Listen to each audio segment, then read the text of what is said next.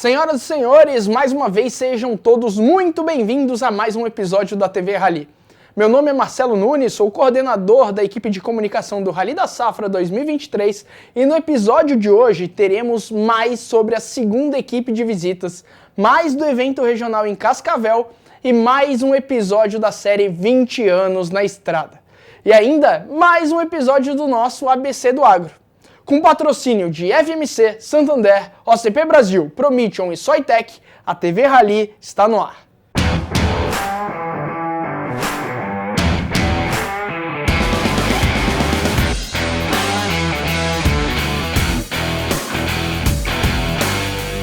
Na semana passada, tivemos a segunda equipe de visitas do Rally da Safra 2023. A nossa equipe, junto com representantes dos nossos patrocinadores, visitaram nada menos do que 9 fazendas pelo estado do Paraná e conversaram com os produtores rurais para saber um pouquinho mais sobre como está a safra pela boca deles, que estão no campo todo dia.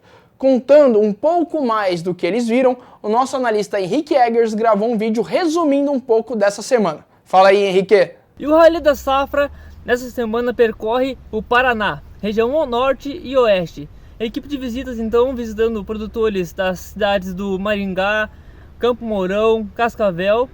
Durante essas visitas nós falamos com produtores e o relato é que houve um atraso na colheita da soja. Esse atraso então ocasionou com que o milho segunda safra fosse plantado em um calendário não tão ideal. Até houve uma redução da área desse milho segunda safra e tendo produtores aí comentando que vão ter que migrar para o trigo, devido a esse calendário mais apertado, ou até mesmo deixar a área no pousio. Em relação à comercialização, o pessoal comenta que está muito atrasado em relação à normalidade, por questões de preço, tanto da commodity quanto dos insumos, e por isso então está tendo um atraso dessas negociações para o próximo ano. É sempre muito bom esse conhecimento que a gente adquire no campo ao longo da semana, não é mesmo? Estar no campo é uma marca registrada e de crucial importância para o Rally da Safra. E a nossa equipe terminou a semana em Cascavel com direito a mais um evento regional da expedição. Foram mais de 200 pessoas assistindo a nossa palestra que foi ministrada pelo André Debastiani. Lá, a gente deu um pouco da perspectiva geral da safra, o que a gente acompanhou em campo e ainda uma análise para o mercado de soja e milho para o país. E hoje, na verdade daqui a pouco, às 18 horas, teremos mais um evento acontecendo. O André e toda a nossa equipe já estão esperando os produtores de Luiz Eduardo Magalhães, na Bahia, para mais um evento. E falando ainda em produtores, o seu José Aloysio Ror, lá de São Gabriel do Oeste, no Mato Grosso do Sul, foi um dos produtores que a gente conversou 20 anos atrás para o documentário da primeira edição do Rally. Ele falou um pouco sobre como estava a região que mora, a percepção da sociedade com o agro, a evolução tecnológica e ainda uma situação que ele estava bem atento para a época, a preservação ambiental. Neste episódio da série, o André conversou com ele sobre os mesmos assuntos para ver como foi o desenrolar nesses 20 anos desde que o Rally também pegou a estrada. Vamos dar uma olhada.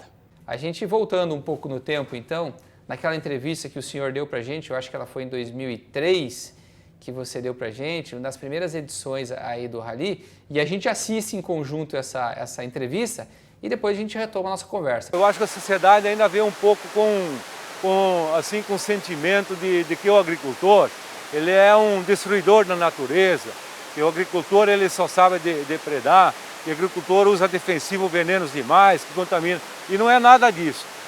Eu mesmo, aqui na minha área, a gente tem um cuidado especial com o uso de agrotóxicos, a gente tem um cuidado muito grande em preservar a natureza, a gente tem um cuidado especial em cuidar dos animais. Pra você ter uma ideia, eu nem cachorro não tenho na minha propriedade para não espantar os animais que ali chegam. Então, eu acho que a população em geral tem que começar a entender um pouco melhor o produtor e olhar ele de uma maneira diferente, porque a gente realmente está na terra para cuidar dela, para proteger dela. E esse lugar lindo que a gente está vendo, a gente está tentando cuidar, preservar, para que no futuro nossos filhos realmente tenham uma terra bem trabalhada, uma terra bem cuidada. E eu acho que é isso daí. E aí, seu José, você ainda tem essa cachoeira linda na tua fazenda? Ainda tem, cara. Tá ainda lá. Cuidada, preservada. do mesmo jeito que estava quando vocês vieram aí. Não, um lugar bonito demais isso daí. E é engraçado, José, eu assistindo sua palestra, sua fala há 20 anos, falando aí sobre conservação, né? É impressionante quão atual é esse tema ainda, né, seu José? O senhor falava naquela época, mas se pegar agora qual que é um dos temas mais abordados na agricultura hoje, é esse daí. Eles colocaram um nome mais bonito agora, né, que é o ESG, né, um nome diferente, mas é isso daí, proteção do meio ambiente, né? Que te recorda dessa época, o seu José, e como é que você vê essa percepção da sociedade em relação ao agricultor? O senhor acha que melhorou em relação àquela época ou continua igual? Olha, para falar a verdade, você, eu acho que não mudou muito não, viu? Acho que continua a mesma coisa. Existe muita ONGs que trabalham contra o produtor, né? Infelizmente, em vez de vir aqui, olha, eu sempre falo, quem quer ver como é que a gente trabalha no campo, passa um dia, uma semana com nós, para ver como é que é o dia a dia de cada produtor, o trabalho, o cansaço que se dá a trabalhar o dia inteiro. Você levantar às vezes de madrugada, ficar até umas horas da noite trabalhando, né, para você levar a comida na mesa das pessoas. Se as pessoas não entendem, não sabem, não... infelizmente o pessoal da cidade ainda não reconhece e não entende. Eu estou ainda com o mesmo sentimento que eu tinha há 20 anos atrás. A vida inteira sempre tive esse cuidado de proteção da natureza, sabe? Então lá eu não tem só aquela cachoeira, tem 10 cachoeiras na fazenda, né? Então ainda continuo a ter aquele sistema de preservação, de cuidado com os animais. Ainda não tenho cachorro na fazenda, né, que eu falei na época, mas já também os animais em roda do pátio ali, sem medo de ficar perto do ser humano, né?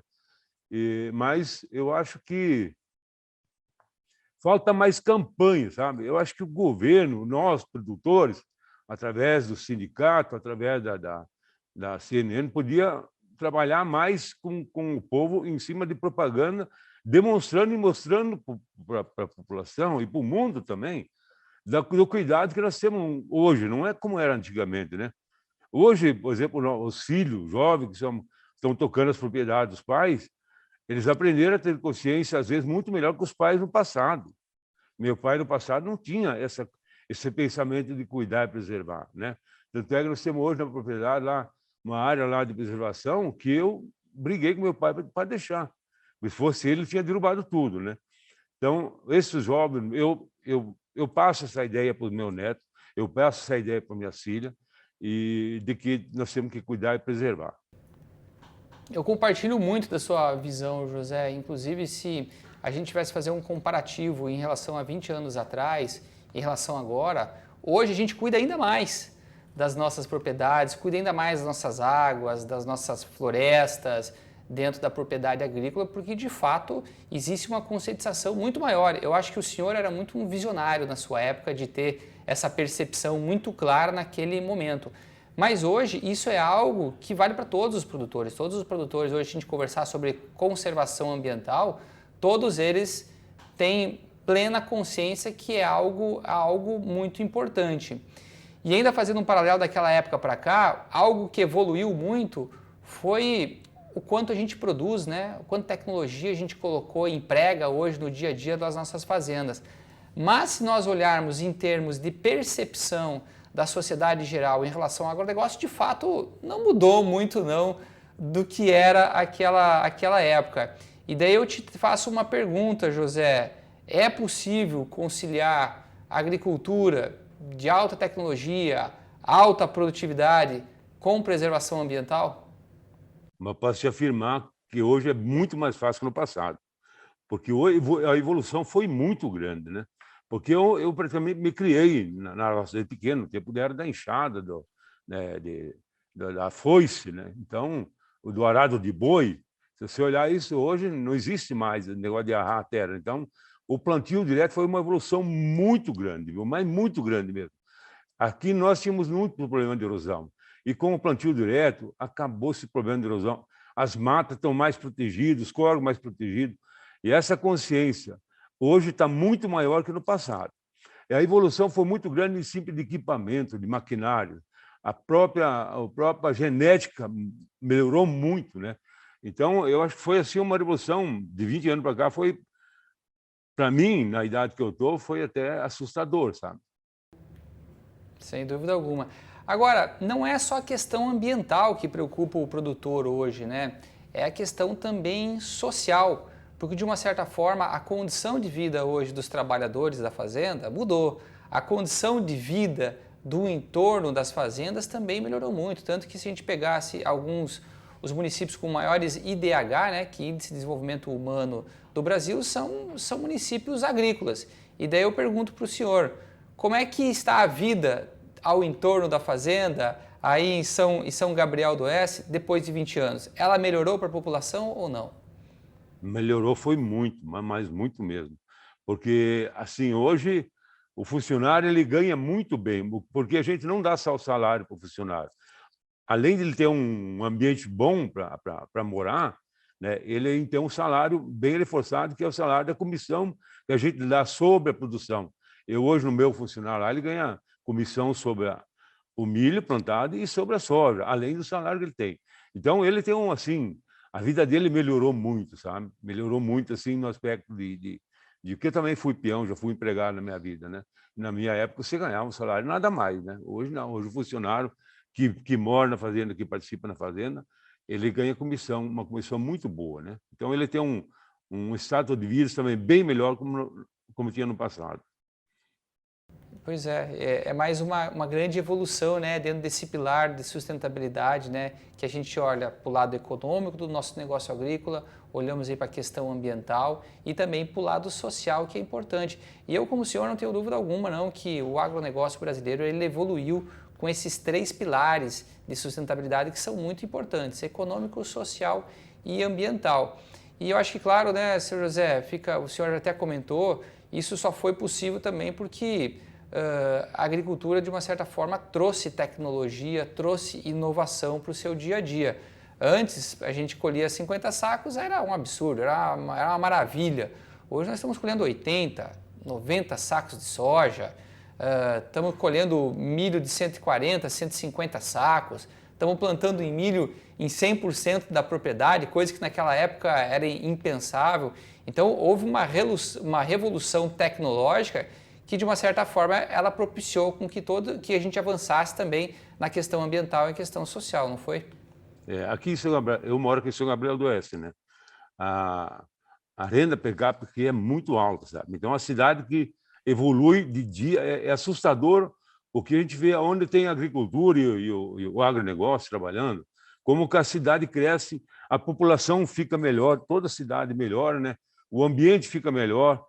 É interessante o quanto que o agronegócio dá esse pilar, essa sustentação para as cidades onde existe o agronegócio dentro, né? Então, aqui em São Gabriel do Oeste, São Gabriel do Oeste, aqui o índice é muito alto. Que pena que não é todo mundo que conhece desses benefícios que a agricultura está trazendo para a sociedade como um todo, né? Então aquele desafio que o senhor falou lá em 20 anos, que era fazer com que a sociedade conhecesse ainda mais em relação ao agro, ao quanto que o agro está contribuindo para o desenvolvimento da economia social e ambiental do país, permanece um grande desafio, sem dúvida alguma. Mas eu posso te dizer, José, que nós aqui do Rally da Safra vamos continuar aí por mais 20, 30, 40 anos levando essa bandeira aí do agronegócio e mostrando todos os benefícios que o agronegócio tem trazido para a nossa sociedade. Então o senhor pode contar com a gente. Eu acho que é um canal que eu te falei antes, eu acho que falta um pouquinho de campanha um pouco mais forte, sabe, na televisão, os próprios sindicatos, né, se unirem e fazer uma campanha de o quanto hoje o agronegócio é importante para o Brasil e para o mundo, né? É muito importante, porque a gente hoje a gente planta com amor, com carinho, mas assim com aquela vontade, aquela ganância de viver. É que nem tu falou, 50 sacos. Quando nós começamos aqui, era 25 sacos. Há 50 anos atrás, era 25 sacos de soja. Hoje, nós estamos colhendo 80 sacos, 85 sacos de média. De média, não é... Eu, esse ano, fechei a minha área, né? Que tem uma área um pouco mais arenosa, mas eu fechei a média com 70 sacos, que é fantástico, né, Fê? Ótimo. Uma média, assim, eu tenho terra que fechou acima de 80 e tenho área que fechou um pouco abaixo. Então, na média geral... então, tem áreas um pouco mais fracas, terras arenosas, que eu fechei a minha área com 70 sacos. Para mim está ótimo, muito bom, né? E o agronegócio evoluiu muito. Hoje eu estou passando a minha propriedade para as filhas tocar, né? Então, a minha filha mais nova cuida hoje da parte do campo lá, né? E a filha mais velha ela cuida mais na parte administrativa. Então, eu já estou largando devagarzinho para elas também. Então, eu quero mais um ano, quem sabe, eu caio fora e deixo elas tocar.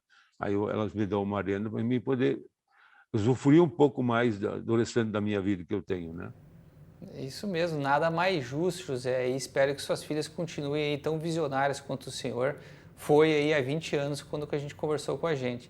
Seu José, queria mais uma vez agradecer pela sua participação nesses 20 anos do Rally. Para a gente é muito importante estar conversando contigo agora, porque para nós é um momento importante de comemoração, 20 anos desse projeto, e a gente sempre tentou levar aí o desenvolvimento do agronegócio, a importância do agronegócio adiante, sempre trazendo informação para o nosso público como um todo. Então, primeiro, obrigado. Segundo, parabéns pela sua história, seu José. Agora, de fato, você tem que descansar mesmo, coloca as meninas para trabalhar. A próxima vez a gente vai visitar as fazendas delas e convido o senhor também e as suas filhas a acompanhar a história do Rally, que vai muito longe ainda, eu não tenho dúvida disso. Excelente bate-papo, muito obrigado pela conversa, seu José. Foi um grande prazer voltar a conversar com o senhor 20 anos depois. E agora, pessoal, vamos dar uma olhada em mais um ABC do Agro. E o Henrique Eggers explica pra gente um pouco mais sobre a compactação do solo.